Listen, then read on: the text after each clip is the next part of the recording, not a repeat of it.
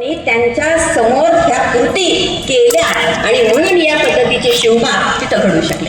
शिवबांनी त्या पद्धतीच्या कृती केल्या म्हणून त्या पद्धतीचा छावा म्हणजे संभाजी राजे तिथं होऊ शकले. आणि हे सगळं आपण आता कुठेतरी विसरत चाललोय. आणि म्हणून मग आपल्याला पुन्हा एकदा जिजाऊ जर समजून घ्यायचे असतील, छत्रपतींना जर समजून घ्यायचं असेल तर या सगळ्या त्यांच्या विचारांना आणि त्याच्या कृतीला समजून घ्यावं लागेल. जिजाऊ भाऊसाहेबांनी त्यांना एक आज्ञापत्र दिलं होतं. त्या आज्ञापत्रामध्ये त्यांनी म्हणजे मी तर असं म्हणते की जिजाऊ खरं तर त्या काळातल्या संसदच होत्या. दुसरी संसद असण्याची गरजच नव्हती. जिजाऊ त्या काळामधलं जर असं म्हटलं आपण की एक न्यायालयच होतं आणि ते सुद्धा सुप्रीम कोर्ट. तिथे काही हे नसायचं. चूक झाली की चूक झाली, मग तो माझा मुलगा असो किंवा इतरांचा मुलगा असो. आता आपल्याकडे तसं आहे का? आता आपल्याकडे कसं आहे, आपला तो बाब्या लोकांचं ते कार्य. आणि असं जर आपण करू लागलो आणि फक्त जयंत्या साजऱ्या केल्या तर खऱ्या अर्थाने आपल्याला जिजाऊंना पण आणि छत्रपतींना पण समजून घेता येणं अवघड आहे. त्यांच्या त्या आज्ञापत्रामध्ये दिलेलं प्रत्येक वाक्य जर आपण वाचलं तर आपल्याला आश्चर्य वाटतं की काहीच न शिकलेल्या जिजाऊ, म्हणजे असं म्हटलं जातं की आश्चर्यच आहे. जिजाऊंचा जन्म म्हणजेच आश्चर्य आहे. एवढी सगळी बुद्धी त्यांनी कुठून आणली असेल? त्यांना जेव्हा सांगितलं जातं की छत्रपतींच्या मध्ये एवढी शूरवीरता येण्याचं कारण की त्यांना डोहाळेच तसे लागले होते. आणि आपल्याकडे भरपूर सगळे महाराज वेगवेगळ्या पद्धतीने सांगतात सध्याच्या बायकांना काय डोहाळे लागतात. मी त्यांचं परत पुनरावृत्ती करणार नाही. पण हे डोहाळे म्हणजे काय? हे डोहाळे म्हणजे माझा जो कुणी जन्माला येणारे पुत्र पुत्री कुणी असेल त्याच्या समोर त्याच्या रक्तांच्या मध्ये मला त्याला जन्माला घालण्यापूर्वीच एक दिशा त्याला द्यायची आहे. आणि ती दिशा जिजाऊंनी दिली होती. घोड्यावरती मान घालणे म्हणजे आपण बघा आता आपण बघायला लागलो. आता तो मध्ये सिनेमा आला कुस्तीपटूचा, त्याला आपण म्हणतो की कुठला तो आला दंगल. जिजाऊंनी त्या काळामध्ये दांडपट्टा, त्या काळामध्ये तलवारबाजी, त्या काळामध्ये घोडेस्वारी आणि या सगळ्या गोष्टी 400-450 वर्षे म्हणजे करणं साधी गोष्ट नव्हती. आता फक्त आपण असं ऐकलं की फक्त म्हणतो रोमांच उभे राहिले. रोमांच उभे राहणं इतकं ते सोपं नव्हतं. त्या सगळ्या गोष्टी त्यांनी करून दाखवल्या आणि या अनुषंगाने त्यांचं जे बाळकडू आहे ते त्यांनी छत्रपतींच्या समोर ठेवलं. लहानपणापासून धर्मांधता आणि जातीयवाद तर हा विषयच नव्हता. आता आपण सगळेजण फक्त तोच बघतोय. आता परवा छावा सिनेमा हे झाला आणि पहिल्याच दिवशी त्यांनी रेकॉर्ड ब्रेक केलं. म्हणे काय आलो आपण छावा सिनेमामधून घेऊन बाहेर पुन्हा एकदा 40 दिवस कशा पद्धतीनं धर्मरक्षक संभाजीराजांचा त्या अकबराने कसा काय केला, छळ केला. मुळामध्ये लक्षात येते का हे आता पुन्हा आपल्याला दाखवणं का सुरू झालंय? कारण आपल्याला पुन्हा एकदा त्या षडयंत्रामध्ये त्यांना हे करायचंय की मुस्लिमांनी नाही हे लक्षात घ्या. छत्रपतींना पकडूनच कोणी दिलं? त्यांच्यातल्याच आपल्यांनी. हजारो वर्ष शक्य झालं नसतं संभाजींना त्यांना पकडणं. एक स्वप्न होतं बिचाऱ्याचं की मला कधीच छत्रपती शिवाजीराजांना बघता आलं नाही, मला दुसऱ्यांना कुणाला बघता येतं का? आणि हजारो कोटीची जे काही त्यांनी हे केलं ना बॉक्स ऑफिस वरती, त्याच्यातून बाहेर आल्यानंतरच्या ज्या काही घोषणा आहेत, त्याच्यानंतर बाहेर आल्यानंतर जे एक वेगळ्या पद्धतीचं चुकीच्या पद्धतीचं बघवीकरण आहे, यांना सुद्धा आपण आत्ताच अगदी व्यवस्थित पद्धतीनं नाकारलं पाहिजे. कारण पुन्हा एकदा आपल्याला एका कलर मध्ये गुंतवण्याचं काम सुरू झालंय. मी नेहमी म्हणत असते मी हिरव्याची, मी निळ्याची, भगवाही मी टाळत नाही आणि माणुसकी सोडली तर मी दुसरा कुठलाच जात आणि धर्म पाळत नाही. कारण या गोष्टींची गरज आहे. आणि हे सांगितलंय त्या सगळ्या गोष्टींच्या पाठीमागे आपल्याला दाखवलं काय जातंय त्याचं विकृतीकरण. आणि आपण मग आता सगळेजण आताच सोलापूरकरांचा आपण निषेध केला.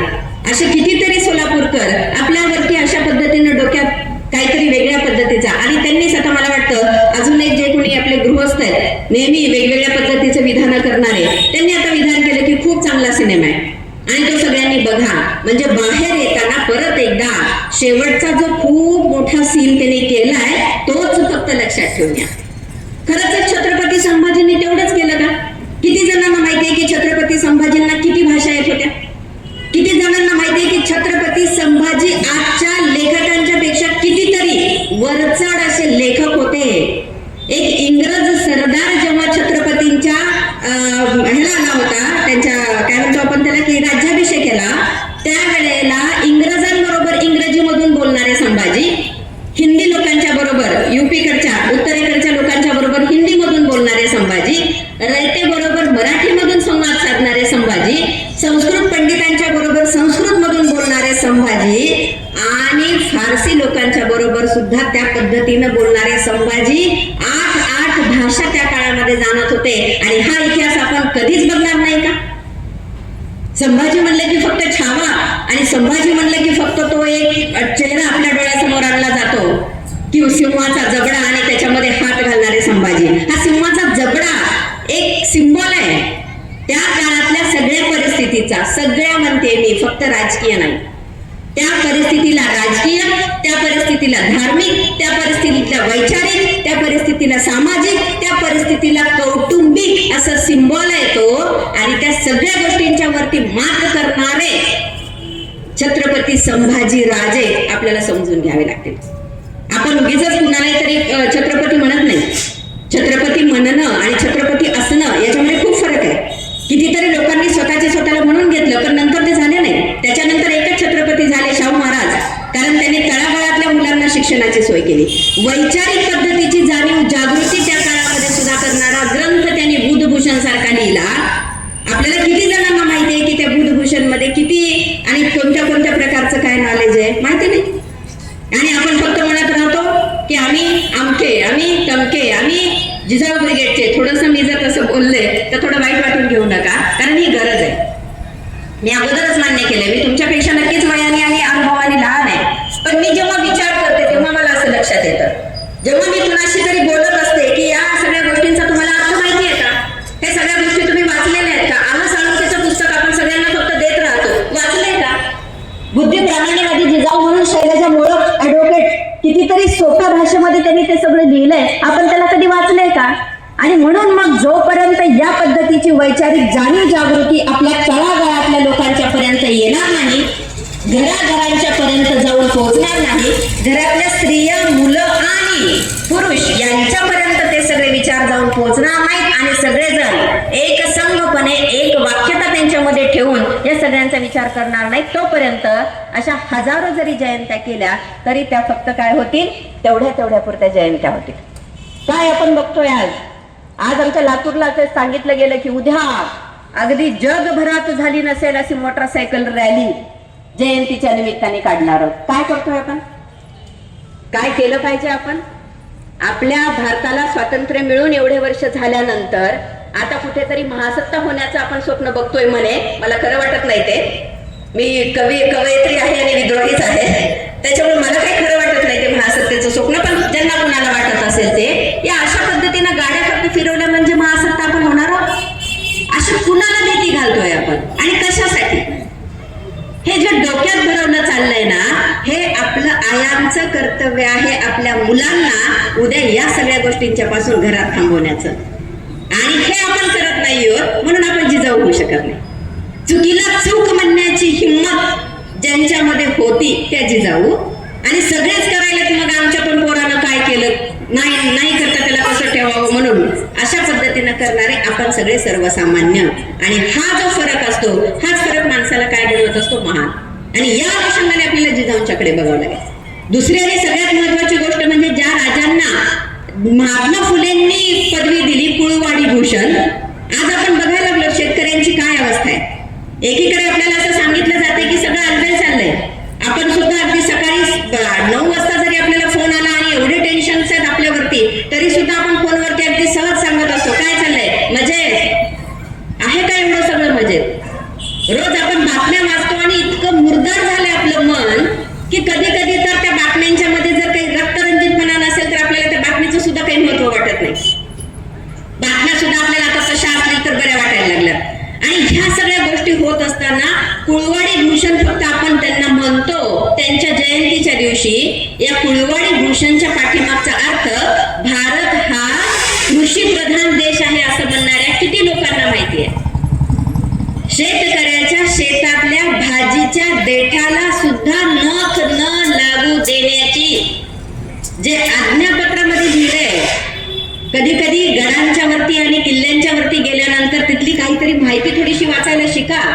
आता तर सगळे रील्स आणि आता तर सगळे फोटो आणि याच्या माध्यमातून जे काही एक विकृतीकरण चाललंय, हे विकृतीकरण सुद्धा आपल्याला थांबवता आलं पाहिजे.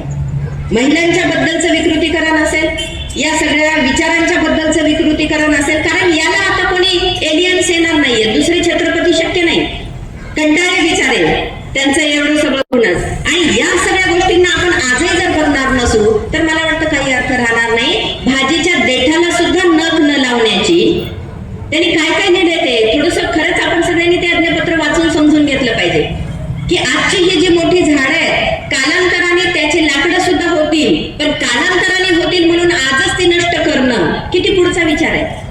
आणि छत्रपतींनी स्वतः जेव्हा या सगळ्या गोष्टी केल्या तेव्हा दुर्गांच्या वरती जर आपण गेलो, किती जणांना माहितीये की जे जलदुर्ग बांधले त्याच्यामध्ये निर्माल्य जे आहे ना, कारण तिथं माणसं राहत होती म्हणजे त्याचं पाणी कुठे गेलं आपण कधीच बघितलं नाही. थोडस आपण जर त्याचा विचार केला तर त्या सिंधुदुर्गावरती एक मोठी माहिती तिथं लावली आहे. त्याचा फोटो मी परवा काढून आणला. जे तिथे गेल्यानंतर समुद्राच्या आतमध्ये 400-450 मीटर खाली ते पाणी त्या काळामध्ये राजांनी सोडलं. आपल्याला गटारे साफ करणं होईना झालंय घरात येणाऱ्या.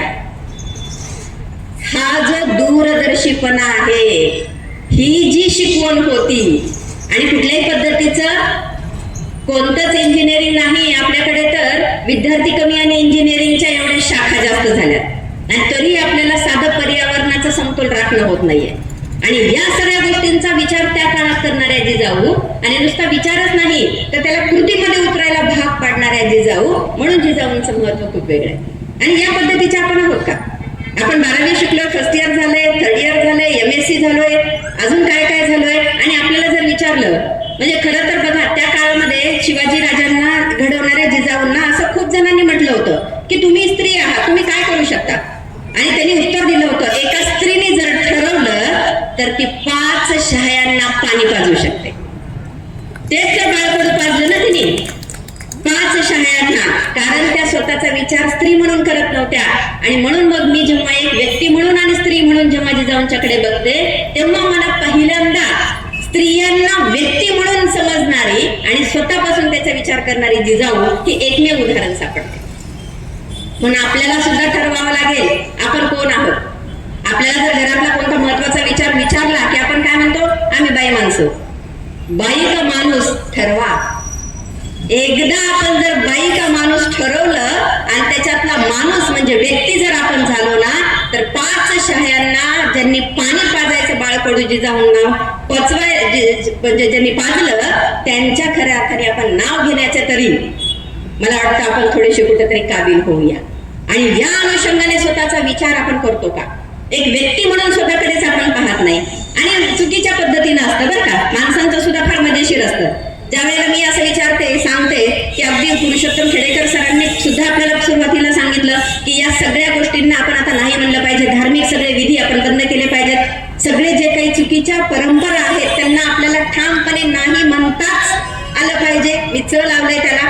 आणि आजही जेव्हा मी असं पुरुषांना विचारते की सर तुम्ही तर भरपूर भाषण करता आणि तुम्ही कसं काय म्हणायला लागलात ह्याच्या पूजेला या, कशाच्या घराची वास्तुशांती, नाही हो मला नव्हती करायची पण ती बायको ऐकत नाही. आणि तेच सर जेव्हा मी त्यांना विचारते की सर तुम्ही तर मस्त तंबाखू खाता, गुटखे खाता, बायको काही म्हणत नाही का, तिचं कोण आहे काय नाही. मग तसंच ऐका ना, तसंच बायकांना ऐकायला लावा ना. का होत नाहीये हे? कारण आजही आपण या विचाराच्या अनुषंगाने विचारच करायला तयार नाही. आणि एक मधला मार्ग काढायचा, आणि एक मधला मार्ग काढायचा, आणि किती दिवस या कुठल्या तरी एकाच मार्गावरून आपल्याला चालावं लागेल. आणि याची सगळ्यांची सुरुवात मी एक स्त्री म्हणून ठामपणे तुम्हाला सांगू शकते की एका घरातल्या जर स्त्रीने ठरवलं ना हे सगळे बदल घडवायचे, पुरुषांची काय मजा नाही. उगी म्हणायला हो सगळं त्यांच्या हातात. बिचाऱ्यांची अवस्था फार वाईट आहे, फार वाईट आहे. सकाळी पहिलं वाक्य त्यांना उठल्या उठल्या ऐकावं लागतं, तुम्हाला तर काहीच कळत नाही. तुमच्या भावाने तुम्हाला गंडवलं, तुमच्या बापाने तुम्हाला असं काही केलं, तुमची बहीण येऊन अशीच करते, तुम्हाला तर काहीच कळत नाही. कळतंय ना तुम्हाला, चांगल्या गोष्टींच्यासाठी कळतंय हे दाखवून द्या. व्यक्ती व्हा. आणि हे व्यक्ती होण्याचं जे काही एक बीज होतं ते जिजाऊंनी रोवलं, मात्र त्याला आपण खऱ्या अर्थाने पूर्णत्वाकडे नेऊ शकलो नाही. ही खंत सुद्धा आज आपल्याला जाणून घ्यावीच लागेल. कारण बघा माझ्यामध्ये काय कमतरता आहे हे जर मी जाणूनच नाही घ्यायचं म्हटलं तर माझ्यामध्ये सगळ्या चांगल्या गोष्टी होतील कशा. आणि मग आत्ताचं जे आपलं काही जे म्हणणं आहे की शिवाजी पैदा हो लेकिन बाजू वाले के घर में, असं किती दिवस चालायचं. आपल्यालाच आता आपल्या शिवाजीसाठी पहिल्यांदा आपल्याला काय होणं गरजेचं आहे? जिजाऊ. आणि जोपर्यंत अशी एक ठाम निर्णय घेणारी जिजाऊ होणार नाही तोपर्यंत कुठलेही छत्रपती, म्हणजे ते तर शिवाजीच होणार नाही, छत्रपती तर अजून पुढची गोष्ट राहिली. या सगळ्या अनुषंगाने आपण सर्वांनी एक समजदार आणि या देशाचा एक जबाबदार नागरिक म्हणून या सगळ्या गोष्टींची आपण स्वतःपासून खूणगाठ बांधणं फार गरजेचं आहे. आणि या अनुषंगाने मला वाटतं की छत्रपतींना घडवणाऱ्या, दोन छत्रपतींना घडवणाऱ्या जिजाऊ आणि त्यांचं, मी काय म्हटलं की कृतीतून उतरलेलं सगळं जे काही आहे ते आपल्याला घ्यावं लागेल. अशी कितीतरी उदाहरणं देता येतील. छत्रपतींच्या सगळ्या लढाईंच्या वेळेला नुसतंच त्यांनी काही हे केलेलं नाहीये, भावनिक सुद्धा त्या सल्लागार झालेल्या आहेत छत्रपतींच्या. भावनिक सुद्धा सगळ्या गोष्टींना त्यांनी थोपवलेलं आहे, भावनिक सगळ्या गोष्टींना सुद्धा त्यांनी तिथे हे केले, फक्त वैचारिकच नाही. म्हणून मग त्यांची जी जडणघडण आहे, म्हणजे कुठल्याच काळामध्ये कुठल्याच परिस्थितीमध्ये खचून न जाता या सगळ्या गोष्टी त्यांना करता आल्या. आणि हे या पद्धतीची एवढी जबाबदार एकल पालकत्व घेणारी आई, आता तर आपण बघतो एकल पालकत्व, आणि त्याचे तर आपण फार अंजारतच असतो त्याला, की बिचारी एकटी काय काय करेल. त्या बिचाऱ्या एकटीनं काय काय केलंय ते बघा, आपल्या समोर ठेवलं, इतिहासामध्ये आहे. पण आपल्याला फक्त शाहिस्तेखानाच्या बोटाच्या पुढेच जायचं नाही, आपल्याला फक्त त्या अफजलखानाच्या कोथळ्याच्या पुढेच जायचं नाही. या सगळ्या गोष्टी आपल्यावरती थोपवल्या गेल्या तेव्हापासून पण, आणि वेगळ्या पद्धतीनं आताही थोपवल्या चालल्या. या सगळ्या गोष्टींच्या पेक्षा बुद्धी प्रामाण्यवादी जिजाऊ तुम्ही सगळ्यांनी बनणं गरजेचं आहे. बुद्धी प्रामाण्यवादी जिजाऊ आपल्यामध्ये जर जिवंत राहिली, बुद्धी प्रामाण्यवाद जर आपल्यामध्ये आला, तर आपण प्रत्येक गोष्टीला प्रश्न विचारायला लागू. नाहीला का नाही म्हणायचं याचं उत्तर आपल्याकडे असेल, आणि नाहीला ठामपणे मला नाही म्हणता आलं की समाजातला कुठलाच घटक आपल्याला बळजबरी करू शकत नाही, हे लक्षात घ्या. आजही आपण बघतो की बलात्कारांच्या डोळे काढून टाकण्याची ज्यांनी शिक्षा दिली, आज तोच समाज कधीतरी या सगळ्या गोष्टींच्या वरती एकत्रितपणे येऊन लढतोय का? आजही आपण तिथे मणिपूरला एवढ्या सगळ्या बायकांचं हे झालं, आपण काय केलं त्यांच्या बाबतीमध्ये? आपण असं विचार करत राहिलो की नाही नाही तिथं त्या मणिपूरला त्यांचं सरकार आहे, आपला बाहेरून का होईना पाठिंबा आहे, मधून का होईना पाठिंबा आहे, त्यांच्या विरोधात कसं करा. एक स्त्री म्हणून आपण हे करू शकत नाही, एक महिला म्हणून आपण हे करू शकत नाही, एक भगिनी म्हणून आपण हे सगळं करू शकत नाही. इतकं वाईट आणि विचित्र वातावरण राजकारणात याच्या अगोदर झालेलं नव्हतं. पहिल्यांदा मला आठवतंय, मी तेव्हा 12वीला होते, रिंकू पाटीलचं प्रकरण झालं होतं, ऍसिड टाकून तिला हे केलं होतं. कुठल्याच पद्धतीचा राजकीय दबाव न पाळता आपण सगळेजण रस्त्यावर उभे राहिलो होतो, उतरले होतो. आता मात्र आपल्याला पुन्हा एकदा आपली गळचेपी करताना दिसत आहे. आणि या सगळ्या सुद्धा षडयंत्राचं एक कथा बघा, म्हणजे मी कधी म्हणलं की जातपात मी काही पाळत नाही, पण अजूनही किती जरी नाही म्हटलं तरी मराठा म्हटलं की या सगळ्या गोष्टी, आणि आपलेच माणसं सगळ्या पक्षात, म्हणजे दात कुणाकडे मागायची, फिर्याद कुणी करायची. आपल्याला जरी वाटलं तरी या सगळ्या गोष्टींच्याकडे आपण बघणार कसे, डोळसपणे बघणार कसे, नीटपणे बघणार कसे, स्पष्टपणे बघणार कसे. आणि या सुद्धा सगळ्या गोष्टींना आपल्याला एक स्त्री म्हणून एक जबाबदारीची भूमिका आपल्याला तिथं सुद्धा मांडावी लागेल, घ्यावी लागेल. नाहीतर आपण नुसतेच अगदी चांगल्या पद्धतीनं नटून थटून आलो, एक त्या पद्धतीचं भाषण ऐकलं, एक 2-4 फोटो काढले, स्टेटसला टाकले, काम संपलं. असं करून उपयोगाचं नाही. स्टेटस 24 तासांच्या मध्ये डिसअपिअर होतं, लक्षात घ्या. आपल्याला ते स्टेटस घडवायचे जे जिजाऊंचं 450 वर्षांच्या नंतर सुद्धा आपल्यामध्ये कायमस्वरूपी टेकलेलं. आणि या अनुषंगाने आपण सगळ्या जणांनी विचार करणं म्हणजे आपल्यामध्ये खऱ्या अर्थाने बुद्धी प्रामाण्यवाद आणि जिजाऊंना समजून घेण्याची ताकद निर्माण होतं. जिजाऊ असं समजत नाही, खूप मोठी ताकद लागते, ऐकायला खूप छान वाटतं, पण कृतीमध्ये घडवायचे, कृतीमध्ये उतरवायचे फार अवघड आहे. आणि ही अवघड वाटच, ही बिकट वाटच आता आपल्याला पुढे नेल्याशिवाय गरजेचं नाही.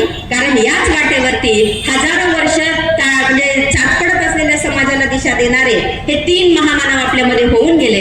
आणि त्याच्यानंतर सुद्धा अजून आपण 450-500 वर्ष त्यांच्या सुद्धा नीट सगळ्या विचारांना जर समजून घेऊ शकलो नाही, तर मला वाटतं याच्या इतकं कृतज्ञ दुसरा कुठला समाज असणार नाही. आणि अशा पद्धतीचं कृतज्ञ आता आपण इथपर्यंत झालो ते झालो, आपल्यापासून पुढच्या पिढीला आपल्याला होऊ द्यायचं नाही. याची खूणगाठ सगळ्या मराठा समाजाने, मराठा सेवा संघाने त्यांचा एक कार्यक्रम म्हणून मला वाटतं घेणं फार गरजेचं आहे. आणि म्हणून मग मी नेहमी असं म्हणत असते की मी कुठल्याही राजकीय पक्षामध्ये किंवा कुठल्याही या सामाजिक असे जे काही हे गट किंवा ह्या त्याच्यामध्ये आपण कारण सुद्धा हेच आहे. कारण त्याच्यामध्ये आपण कुठेतरी अडकून पडलो की मग आपल्याला एक मानवतावादी भूमिका घेता येत नाही. दादोजी कोंडदेवांनी आणि मला वाटतं ह्यांना जे शिकवत होते सगळे त्यांचे गुरु, त्यांनी असं सांगितलं की छत्रपती कुणाबरोबरही खेळतात, छत्रपती कोणत्याही धर्मातल्या आणि जातीतल्या माणसांच्या बरोबर मिसळतात आणि त्यांना सांगा की हे चुकीचं आहे. त्यावेळेला जिजाऊंनी सांगितलं कुठलाही धर्म आणि कुठलीही जात वाईट नसते, त्या धर्मातले आणि जातीतले काही, ज्याला आपण म्हणतो ना, काही कृती, काही विचार किंवा काही त्या पद्धतीच्या सवयी वाईट असतात. आणि म्हणून मग कुठल्याही पद्धतीचा हा जर विचार आपल्या मुलांच्या पर्यंत येऊ द्यायचा नसेल तर आपल्याला पहिल्यांदा आपल्या डोक्यातले हे जळमळाट काढून टाकावे लागतील आणि त्याच्या पुढे आपल्याला विचार करावा लागेल. किती उदाहरण आणि किती हे जर आपल्याला बघायचं म्हटलं तर अगदी आपल्याला म्हणजे 3-3, 4-4 तास आपण सलग जरी बोललो तरी प्रत्येक कृतीवरती जिजाऊंच्या बोलता येईल. प्रत्येक छोट्या छोट्या शिवाजींना केलेल्या त्यांनी जे काही संस्कार आहेत त्याच्यावरती आपल्याला बोलता येईल. आणि या अनुषंगाने जेव्हा जिजाऊंचा आपण अभ्यास करू आणि ते नुसतंच अभ्यास करून नाही तर आपण आपल्या कृतीमध्ये जेव्हा उतरवू, मला वाटतं तेव्हा आपल्याला जिजाऊ सुद्धा समजतील आणि ज्यांना जिजाऊ समजल्या त्यांना आपोआपच दोन्ही छत्रपती चांगल्या पद्धतीने समजतील नव्हे, आपल्या घराघरांच्या मधून सुद्धा ते घडवता येतील. कारण आजही आपले काही सगळे प्रश्न संपलेले नाहीयेत, आजही आपली काही गुलामगिरी त्या मानाने संपलेली नाहीये, आजही आपल्याकडे असणारा जो काही जातीय धर्मांधता जी आहे ती संपलेली नाहीये. आणि वरचेवर अजून ही वाढत जाते की काय अशी भीती असताना आता कुणीतरी आणि प्रत्येकीनं आपापल्या घरातली जिजाऊ होणं हा एकमेव पर्याय मला वाटतो.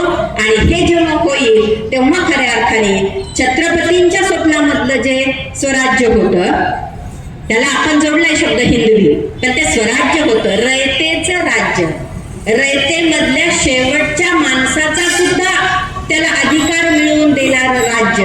आणि अशा म्हणून तर आपण सगळ्या शह्यांना विरोध केला ना. ते पण बिचारे म्हणजे ह्याच्यासाठीच लढत होते की त्यांना विरोध का होता, कारण ते एकटे माणूस म्हणून तिथं जायचा विचार करत होते.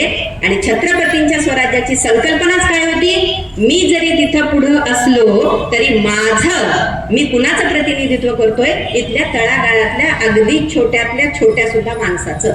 आणि हे होणं मला वाटतं खऱ्या अर्थाने जे कोणी महासत्तेचं स्वप्न बघतायत त्यांच्यापर्यंत पोहोचलं तर बरं होईल. कारण हे सगळं म्हणजे खऱ्या अर्थाने तिथपर्यंत जाण्याची पहिली पायरी आहे. आणि या अनुषंगाने सुद्धा सध्याची राजकीय, सध्याची सामाजिक, सध्याची कौटुंबिक, सध्याची सांस्कृतिक सुद्धा जी एक वाटचाल होते आहे त्याच्याकडे आपण बारकाईने लक्ष देणं, वेळोवेळी आपण निषेध त्याच्यामध्ये नोंदवणं, वेळोवेळी चुकीच्या गोष्टींना नाकारणं, वेळोवेळी जे काही वाईट होते त्या वाईट गोष्टींच्यावरती अंकुश ठेवण्यासाठी आपल्यापासून आपण प्रयत्न करणं.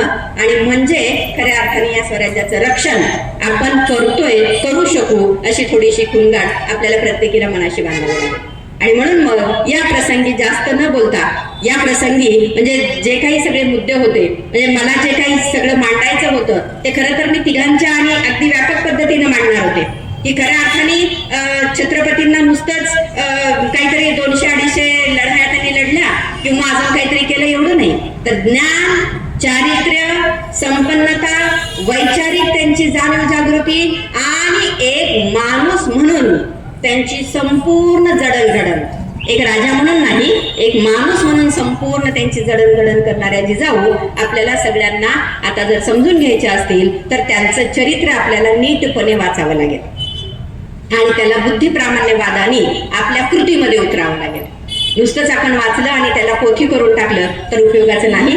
आणि म्हणून मग असं लक्षात येऊ लागलंय की जेव्हा आपल्याकडे उलट शिक्षणाचं प्रमाण कमी होतं तेव्हा आपण अजून जास्त प्रखरतेने या सगळ्या गोष्टी करत होतो. जसं जसं शिक्षण आपल्याकडे वाढतंय तसं तसं अजून आपण एक मधला मार्ग घेतोय की काय, थोडंसं आपल्याला त्याला थोडीशी धार या सगळ्या विचारांना द्यावी लागेल. आणि ही धार जर आपल्याकडे आली तर खऱ्या अर्थाने मग आपल्याला छत्रपती संभाजी आणि छत्रपती शिवाजी राजांच्या सारखे, ज्यांना आपण मावळे म्हणतो, ज्यांना आपण आपले छत्रपती मानतो, ज्यांना आपण संस्कृती रक्षक नाही तर आपण त्यांना धर्म रक्षक मानतो. धर्म म्हणजे काय हे आपल्याला समजून घ्यावं लागेल. माणूस धर्म आणि हा माणसांनी तयार केलेला धर्म, आणि या धर्माचं रक्षण करण्यासाठी आपण सगळ्यांनी म्हणजे आपल्या कुटुंबापासून अगदी केलेली सुरुवात मला वाटतं संपूर्ण समाजासाठी अगदी प्रेरक असेल. आणि या अनुषंगाने आपण आता नव्याने आतापर्यंतचा जो सगळा विचार होता, फक्त मोठे मोठे वाक्य होते, फक्त मोठे मोठे बिरुद आपण त्यांना जे लावतो त्याच्यापेक्षा सुद्धा त्यांना अगदी छोट्या छोट्या गोष्टींच्या मधून समजून घेऊया. आणि त्यांची ही छोटी छोटी कृती आपल्याला ज्या ज्या गोष्टींच्या मधून मिळेल त्या त्या सगळ्या गोष्टींच्यासाठी तुम्हाला सर्वांना त्या सगळ्या गोष्टी वाचण्यासाठी प्रेरणा मिळो अशी सुद्धा शुभेच्छा तुम्हाला या प्रसंगी देते. खूप चांगल्या पद्धतीचं तुम्ही आयोजन केलंय. याला खूप सगळं चांगलं आणि भरीव असं स्वरूप तुम्ही सुद्धा पुढच्या काळामध्ये आणावं आणि अजून वैचारिक आणि फक्त ऐकून नाही, म्हणजे असं होऊ नये की भरपूर ऐकलं आणि कृतीमध्ये काहीच उतरलं नाही, तर आपल्या कृतीमधून या सगळ्या गोष्टींची सुरुवात करावी अशी एक आशा व्यक्त करते. आणि यानंतर एक माझी जी कविता आहे त्या कवितेने या सगळ्या कार्यक्रमाचा किंवा माझ्या व्याख्यानाचा मी शेवट करते. या कार्यक्रमासाठी मला तुम्ही बोलवलं. खरं तर उदगीरला मला पहिल्यांदा आणणारे आनंद कदम सर समोर बसलेत. त्यांच्या समोर या सगळ्या गोष्टी बोलणं म्हणजे माझ्यासाठी खूप हे आहे. मग आमचे सगळेच म्हणजे उदगीरमध्ये मला मी वाटतं ह्या 3 आठवड्यांच्या मध्ये 3दा आली आहे आणि एखाद्या वेगळ्या वैचारिक बैठकीच्या सगळ्या माणसांच्या समोर बोलायला म्हणजे किती तयारी करावी लागते हे मला अगदी चांगलं त्या वाचन संस्कृतीच्या कार्यक्रमातूनच कळलं होतं. त्याच्यानंतर अजून वेगवेगळ्या सगळ्या कार्यक्रमांच्या निमित्ताने सुद्धा आपण बोलत राहूया. कुठल्याही प्रकारचा विचार हा एकापासून दुसऱ्यांच्या पर्यंत पोहोचणे म्हणजेच तो सर्वांचा विचार होत असतो आणि विचारांची देवाणघेवाण जेव्हा होईल तेव्हा खऱ्या अर्थाने सगळ्याच गोष्टींना आपल्याला नीटसं समजून घेता येईल. या प्रसंगी तुम्ही मला बोलवलं, माझे जे काही विचार आहेत ते ऐकून घेतलेत. या प्रसंगी थोड्याशा फार प्रमाणामध्ये मला सुद्धा नव्यानं जिजाऊंना समजून घेता आलं, मला सुद्धा छत्रपतींना नव्याने वाचता आलं, नव्याने विचार करता आला. थोडासा माझा सुद्धा बुद्धिप्रामाण्यवाद त्या निमित्ताने मला तिथं चोखंदळपणे थोडासा व्यक्त करता आला. या सगळ्या गोष्टींच्यासाठी तुमच्या सर्वांचे खूप खूप आभार मानते आणि माझ्या कवितेने या संपूर्ण माझ्या व्याख्यानाचा शेवट करते. माझ्या कवितेचं शीर्षक आहे राजे किंवा जिजाऊ असतील तेव्हा. राजे किंवा जिजाऊ असतील तेव्हा. राजे पुन्हा जन्माला या हे इथं तिथं आणि खास करून गाड्यांच्या मडगाडवर वाचताना. आपल्याकडे मध्ये मध्ये सुरुवात झाली होती बघा, अशी एक तलवार काढायची आणि तिथं लिहायचं राजे पुन्हा जन्माला या, अमेरिका में. तिथं लिहिलं की अमेरिका में. जे राजांनीच यायचं, पुन्हा अजून आपल्यासाठी स्वराज्य निर्माण करायचं, पुन्हा अजून आपण असंच सगळं करायचं आणि आपण मात्र रिकामे झालो, असं नाही. राजे पुन्हा जन्माला या हे इथं तिथं आणि खास करून गाड्यांच्या मडगाडवर वाचताना राजांच्या जन्माला येण्याच्या वाक्यानं आणि ते वाक्य मडगाडवर लिहिणाऱ्याच्या संकल्पनेनं मला त्या लिहिणाऱ्याची आणि वाचणाऱ्याची सुद्धा कीव येते. राजे पुन्हा जन्माला या हे इथं तिथं आणि खास करून गाड्यांच्या मडगाडवर वाचताना मी खूप अंतर्मुख होते आणि मडगाडवर राजांच्या जन्माला येण्याच्या वाक्यानं मला त्या वाक्य लिहिणाऱ्याची आणि वाचणाऱ्यांची सुद्धा कीव येते. चिखल उडला जातो तिथं राजे जन्माला येतील. चिखल उडला जातो तिथं राजे जन्माला येतील. तर कधी काळी आपले नाव अशा ठिकाणी लिहिले जाईल म्हणून त्यांनी आपले प्राण वेचले असतील. चिखल उडला जातो तिथं राजे जन्माला येतील का कधी काळी आपले नाव अशा ठिकाणी लिहिले जाईल म्हणून त्यांनी आपले प्राण वेचले असतील. अचंबित होऊन मनालाच प्रश्न विचारता विचारता मी आणखीनच अंतर्मुख झाले. अचंबित होऊन मनालाच प्रश्न विचारता विचारता मी आणखीनच अंतर्मुख झाले आणि जिच्याशिवाय राजांचा जन्मच शक्य नव्हता अशा कितीतरी जिजाऊंना गर्भाशयातच मारून जिजाऊंशिवाय राजांची कल्पना करणाऱ्या सो कॉल्ड मावळ्यांना जाब विचारण्यास सज्ज झाले. जिच्याशिवाय राजांचा जन्मच शक्य नव्हता अशा कितीतरी जिजाऊंना गर्भाशयातच मारून जिजाऊंशिवाय राजांच्या जन्माची कल्पना करणाऱ्या सो कॉल्ड मावळ्यांना जाब विचारण्यास सज्ज झाले. खरंच झाले असते शिवाजी जिजाऊ आऊसाहेबांशिवाय. खरंच झाले असते शिवाजी जिजाऊ आऊसाहेबांशिवाय. झाले असते छत्रपती रणरागिणी जिजाऊ बाईसाहेबांशिवाय. झाले असते छत्रपती रणरागिणी जिजाऊ बाईसाहेबांशिवाय की शक्य होते छत्रपती राजे शिवाजी जिजाऊंच्या संस्काराशिवाय. की शक्य होते छत्रपती राजे शिवाजी जिजाऊंच्या संस्काराशिवाय. अरे कपाळाला चंद्रकोर लावून कोरीव दाड्या ठेवून आणि नुसतंच महाराजांचं हातभर नाव गोंधून. अरे कपाळाला चंद्रकोर लावून नुसत्याच कोरीव दाड्या ठेवून आणि हातभर राजांचं नाव गोंधून तोंडात गुटखा आणि सुपाऱ्यांचा तोबरा मारून मुलींच्या मागे फिरणाऱ्यांनो आणि राजांच्या स्टाईलने फोटो काढून इन्स्टावर अपलोड करणाऱ्यांनो. सुपाऱ्यांचा तोबरा भरून मुलींच्या मागे फिरणाऱ्यांनो आणि राजांच्या स्टाईलने फोटो काढून इन्स्टावर अपलोड करणाऱ्यांनो राजे जन्मत नसतात. राजे जन्मत नसतात. राजे जन्माला घातले जातात जातात नव्हे राजे घडवले जातात. राजे जन्मत नसतात, राजे जन्माला घातले जातात नव्हे राजे घडवले जातात. आईच्या गर्भातून आणि तिच्या सळसळत्या रक्तातून मातृभूमीच्या स्वातंत्र्यासाठी आणि रयतेच्या रक्षणासाठी स्वतःच्या जीवाची तमान बाळगण्याचं बाळ कडू आईच्या गर्भातच ते पिऊन आलेले असतात. राजे जन्मत नसतात, राजे जन्माला घातले जातात नव्हे राजे घडवले जातात आणि स्वतःच्या जीवाची तमान बाळगण्याचं बाळ कडू ते जन्मताच पिऊन आलेले असतात. राजे जन्माला या म्हणणं किती सोपं आहे. राजे जन्माला या म्हणणं किती सोपं आहे. राजांसाठी जिजाऊ जन्माला घालणं ते कुठे होत आहे. राजे जन्माला या म्हणणं किती सोपं आहे. राजांच्या जन्मासाठी जिजाऊ जन्माला घालणं ते कुठे होत आहे. राजांच्या जन्माची वाट पाहणाऱ्यांनो, राजांच्या जन्माची वाट पाहणाऱ्यांनो आधी समाजातल्या घरातल्या जिजाऊ वाचवा. राजांच्या जन्माची वाट पाहणाऱ्यांनो आधी समाजातल्या घरातल्या जिजाऊ वाचवा. कारण होती जिजाऊ म्हणून घडला शिवबा, कारण होती जिजाऊ म्हणून घडला शिवबा. धन्यवाद.